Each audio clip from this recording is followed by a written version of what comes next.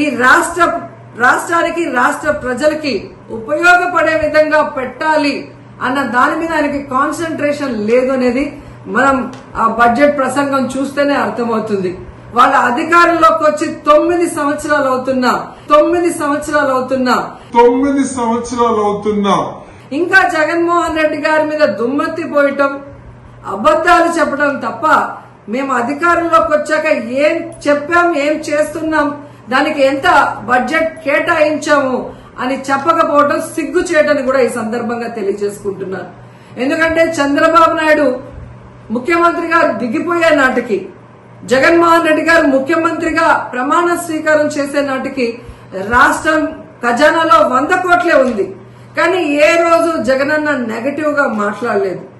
మేము చేయలేము, రాష్ట్రం అప్పుల్లో ఉందని చేతులెత్తేయలేదు.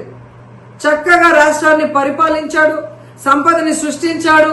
తనిచ్చిన ప్రతి వాగ్దానాన్ని 99% ని ఏ విధంగా అమలు చేశారో ఈ రాష్ట్ర ప్రజలందరూ కూడా గమనించారు. కానీ మీరు, నేను కేంద్రంలో చక్రం తిప్పాను, నాకు ఇన్ని సంవత్సరాల అనుభవం ఉంది, విజన్ ఉంది, విస్తరాకుల కట్టుంది అని చెప్పిన మీరు రాష్ట్రంలో ఎన్ని అప్పులున్నాయి, రేపు అధికారంలోకి వస్తే ఏం చేయగలము, ఎంత చేయగలము అని తెలీదా? తెలియకుండానే మీరు హామీలు ఇచ్చారా?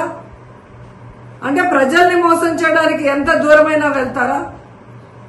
ఈ రాష్ట్రంలో జగన్మోహన్ రెడ్డి చేసిన అప్పులు చాలా తక్కువ. చేసిన ప్రతి దానికి కూడా ఈరోజు వైట్ పేపర్ లో క్లియర్ గా రాసి చూపిస్తున్నాం. అన్ని కూడా మీకు కళ్ళ ముందే కనిపిస్తుంది. కానీ మీరు చేసిన అప్పులకి లెక్క లేదు, పక్కా లేదు. ఇచ్చిన హామీల్ని గాలికి వదిలేస్తారు. అండ్ సిగ్గు లేకుండా ఈరోజు జగన్మోహన్ రెడ్డి గారు తెచ్చిన వాటిని మేం తెచ్చామని గొప్పగా చెప్పుకుంటున్నారు. ఈ ప్రసంగంలో మీరు చూస్తే పోలవరానికి 12,157 కోట్లు సాధించామని గొప్పగా చెప్పుకుంటున్నారు. ఇదే ఆర్థిక మంత్రి పయ్యావుల కేశవ్ గారిని అడుగుతున్నాను, మీరు అపోజిషన్ ఎమ్మెల్యేగా ఉన్నప్పుడు, జగనన్న ముఖ్యమంత్రిగా ఉన్నప్పుడు కేంద్ర ప్రభుత్వాన్ని ఒప్పించి ఈ నిధుల్ని జగనన్న గాదా తీసుకొచ్చింది?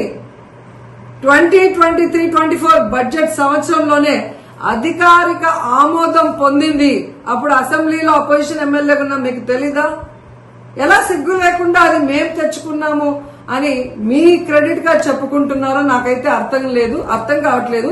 కనీసం దాన్ని సక్రమంగా ఉపయోగించి ఆ పోలవరాన్ని తొందరగా పూర్తి చేయండి అని కూడా మిమ్మల్ని కోరుకుంటున్నాను.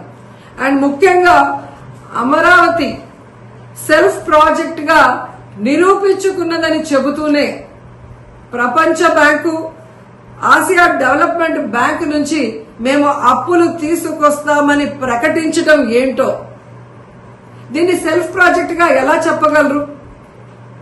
ఈ రాష్ట్ర సాయం అవసరం లేదంటూనే రాష్ట్ర బడ్జెట్ లో దాదాపుగా 6,000 కోట్లని కేటాయించారు.